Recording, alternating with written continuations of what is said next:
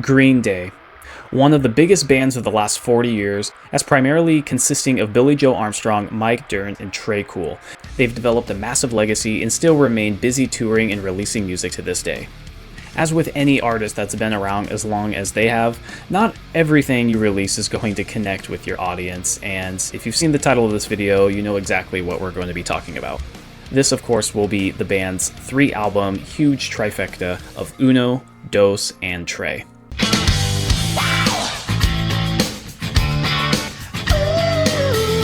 There's actually a lot for us to get into, so let's go ahead and get started. But first, if you haven't, make sure to like and subscribe and even leave a comment on this video letting me know what your thoughts are. This does really help the channel out, especially for one as small as mine right now. Really do appreciate all the feedback I've gotten this far. Before jumping right into these albums, there's a lot we need to touch on prior to where the band was at 2012. As everyone should know, Green Day is basically the gold standard of the DIY garage rock band turned arena selling superstars. Nothing about how they came up was ever manufactured or fake. In fact, them signing onto a major label with Reprise Records, which is through Warner Bros., got them in a ton of trouble with their underground fan base, calling them sellouts and posers, which, is a whole other topic. But of course, that would not stop them from continuing to shape and reshape punk and just alternative culture through the 90s and 2000s. And while there were some bumps along the road with their popularity kind of in like the late 90s, early 2000s, before reimagining their sound and look with American Idiot, they've been pretty consistent with maintaining their pop culture status. At the point when the 2010s came around, they were still really respected and still pretty popular, but there weren't a lot of new things coming out of the band. Like I said, American Idiot bounced them back into the biggest band of 2004 with them capitalizing on the US politics of George Bush in the Iraq War happening. And although bands spewing out political opinions and Orange Man bad stuff happens all the time, and it's basically as tired as a bear in hibernation at this point, in the early 2000s, this wasn't really the case. They really did use this as a way to try to stand out, especially since they were already pretty quiet for the most part on their political opinions beforehand. In 2008, they released their next album, 21st Century Breakdown, which continued some of the political nature, but also steered them further away from the more punk sound to kind of more power pop or alternative rock sound they were going for.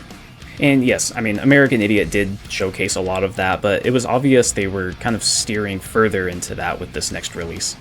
So what would they come out with next? Would they keep going with politics? Well, by 2012, George Bush was gone and Obama was now commander-in-chief, already almost his whole first term done, with him even campaigning for his second term. Politics was soon going to get a lot more heated, but in a much different way, and we weren't quite at that point yet. But that's just the culture side of things. What about the inner workings of the band? I've been around since fucking 1980 fucking 8. And you're gonna give me 1 fucking minute? I'm not fucking Justin Bieber, you motherfuckers. Let me show you what 1 fucking minute fucking means. 1 minute. God fucking love you all. We'll be back. Yeah, that was quite the incident. Leading up to their trilogy of albums, Green Day were playing the iHeartRadio Music Festival only a few days before their first album of Uno would be released, when Billy Joe would stop mid-song and enter into this huge tirade about their set getting cut short and how they deserved better because of who they are and whatever. This wasn't the biggest breaking news story ever, but I do bring it up because it does have a lot to do with where Billy Joe's head was at the time when these albums were starting to come out, which I will get into later. Since it was 4 years since 21st Century Breakdown came out, and that album was even 4 years after American Idiot, the extended time between both albums may not have been the greatest idea. People move on to new things, new trends come, pop culture shifts happen quite a lot in a very short period of time, so Green Day needed to come out with something stellar to really put them on the map as relevant rock stars instead of basically just like a legacy band only known for their music in their vibrant days. Thus we get to Uno, Dos, and Trey.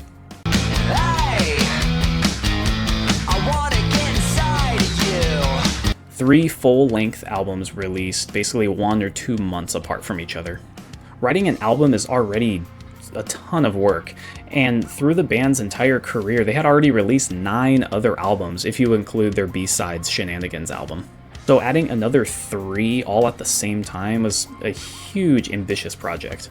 And I should mention that the original plan was just to make this a double album, but in the process of doing that, they just kept writing more songs, and even enough to justify a whole other third of the release. The obvious question, though, has to be why? Like, I guess it was to make some headlines and garner some attention, but would there be enough good songs to justify its entire existence? Releasing something like this today wouldn't actually be too crazy, since many artists, especially ones with big enough production teams, will release 20 or 30 song albums today. This is all because of how the streaming age has really changed the dynamic and the purpose for an album. The more songs you put out, the more opportunities for playlists and just overall streaming numbers increase, thus more revenue. But we definitely weren't at this point in 2012. I mean, Spotify was still like barely relevant. I mean, I know for me at this time, I only had the desktop version that I would listen to. But anyways, this is what they set out to do. 3 full-length albums with each one having its own sound to it, I guess. It basically kind of sounds like 21st Century Breakdown, but with more like Foxborough Hot Tub vibes in there, which we'll get to, which, in case you don't know, is Green Day's side project band that was kind of short-lived.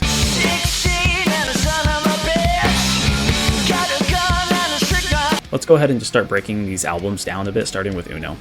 The first single was Oh Love. Far away, waste away tonight. Right out the gate, it's not a great start, and let me just first say that most of these songs, I guess, are okay at best. Kind of a mix of like mostly 4 out of 10, 5 out of 10, maybe a 6 out of 10 here or there, and that's honestly kind of being a bit generous. Oh Love is definitely that middle of the road, kind of mid-tempo, forgettable Green Day song. It's actually kind of funny to me because Green Day pretty much just stays in the lane of like 3 different types of songs. They have the slow song, the medium song, and the fast song.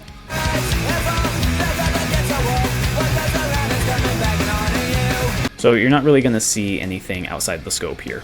The album overall is like pretty safe, with a few curveballs thrown in here or there, like with Kill the DJ, which is like Green Day but with like more funk elements in it, I guess.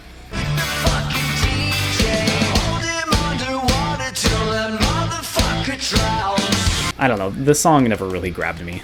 Let Yourself Go is a track that feels more familiar with their punk side.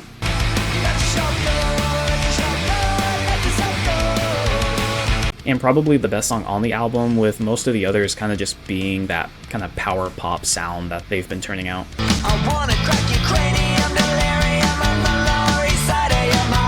I'm honestly having a hard time really like dissecting a lot of these songs because my opinion on them is basically almost exactly the same for each one. Time stands still as the years go by.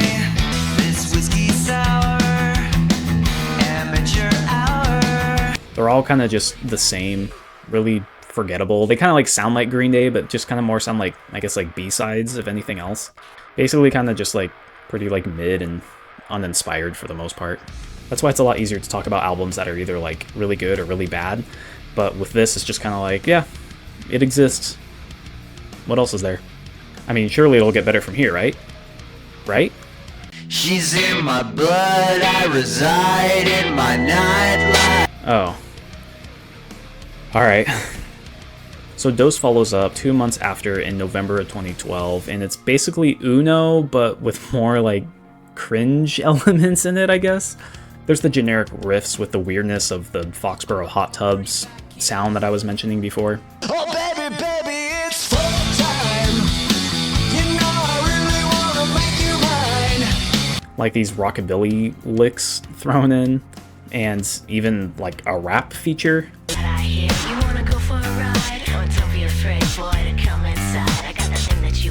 I don't know, so many of these songs sound like they were just like written and recorded right on the spot, and they just mastered them, released them, and never really thought about them ever again. You're the only one that I'm dreaming of. Your precious heart. I'm also unsure if they really realized that some of these songs are pretty much just carbon copies of each other, like in the same albums.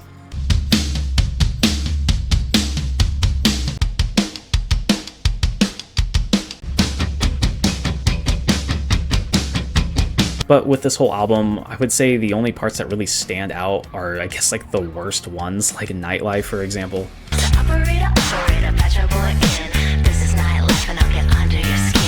I mean, who was this song for? What fan had like checked out after American Idiot and then they heard Nightlife and were like, oh, alright, Green Day's back, baby.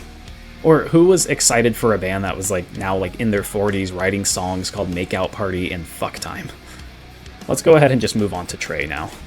I wonder if they knew this album would probably perform the worst because it basically sounds like B-sides to Uno and Dos, which is funny because Uno and Dos a lot of times just sound like B-sides to other Green Day albums.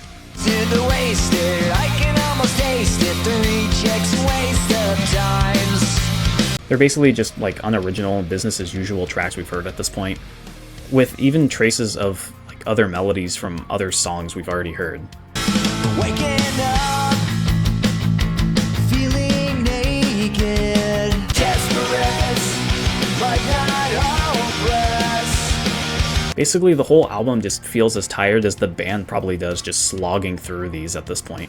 Trey's only real like unique quality is that it features more ballads than the other two albums, with the first track even being one of them. It's brutal love.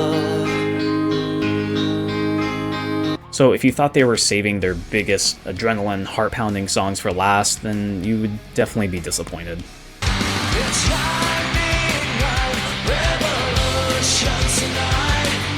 I've seen people try to like narrow all these three albums down to like one album of like, you know, the best songs basically. And as I was listening to these, I was thinking about that and I'm like, you know, even if you were to do that, it doesn't really make the album great. I mean, like all three of these are basically like, you know, 4 out of 10, 5 out of 10. So if you just like squish them all down to one, it basically turns into like maybe a 6 out of 10 album. I would probably add the majority of the tracks from Uno and then maybe just like 1 or 2 from Dos and Trey. But even still, it's overall basically just still pretty forgettable and doesn't really enhance this experience pretty much at all. Of all three albums, there weren't really any singles that saw any significant airplay. I do remember Oh Love being probably the only one that I heard, I guess, consistently at the time that it released, but part of that was because it was the first single, and once we kind of heard everything else that the albums were going to be, it just kind of like felt like deflated any optimism. They would have a select amount of songs they would add to their set list while on tour, with, like I said, like Let Yourself Go is like a pretty solid track, I guess, and then, you know, a couple other ones here or there. But overall, it basically just sounded like they were just writing music for the sake of writing music. Billy Joe would pretty much just confirm that just a few years ago when talking about these albums, and he would say here, quote, "Those records have absolutely no direction to them. It was about being prolific for the sake of it. We were just going and going. I was pretty fuzzy, it was pretty cloudy in my head, so I can't really remember that much about it." Music became unfun for me at that time. So like when we did Uno Dos Tres, I mean, it's a triple album, you know, which is absurd. So it was like, there was not a lot of self-care going on. And at the time, like my panic attacks were going up, and turning into just like rage attacks.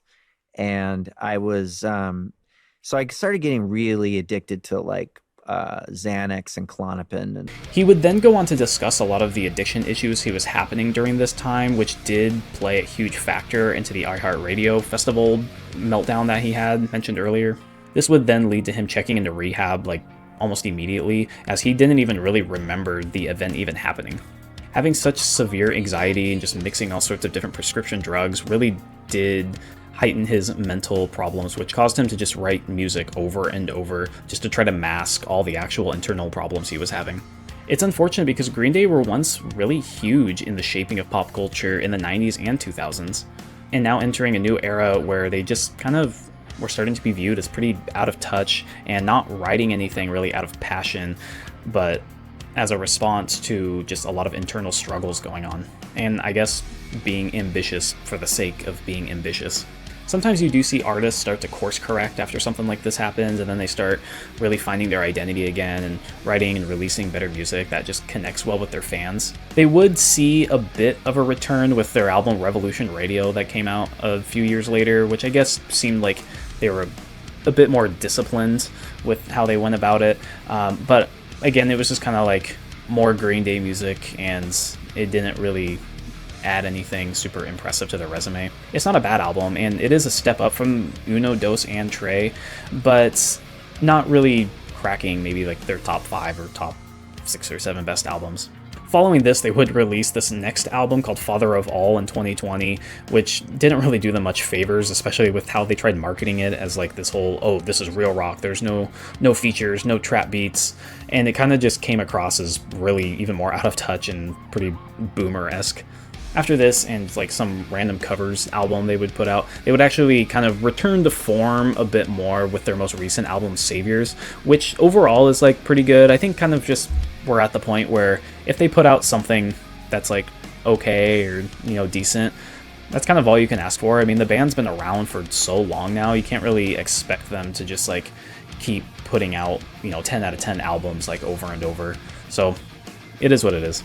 As for Uno, Dos, Trey, though, it's pretty much been left as a footnote, as a pretty unhappy time for the band, and like Billy Joe in particular.